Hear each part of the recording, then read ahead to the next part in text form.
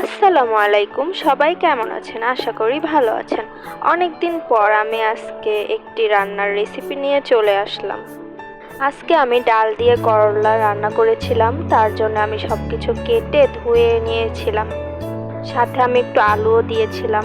আমি কড়াইতে পরিমাপ মতো তেল দিয়ে পেঁয়াজ, মরিচ এবং রসুন তেলের মধ্যে দিয়ে হালকা ভাজা ভাজা হওয়ার অবস্থায় বাটা মশলাগুলো দিয়ে দিয়েছিলাম।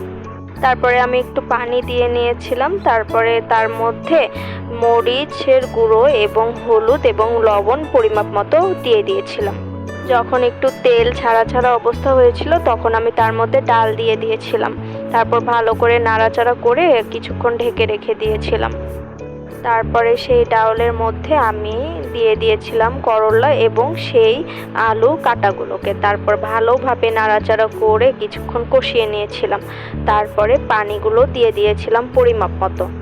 এই হলো আমার ডাল করলার ফাইনাল লুক। আশা করি রেসিপিটা আপনাদের ভালো লেগেছে।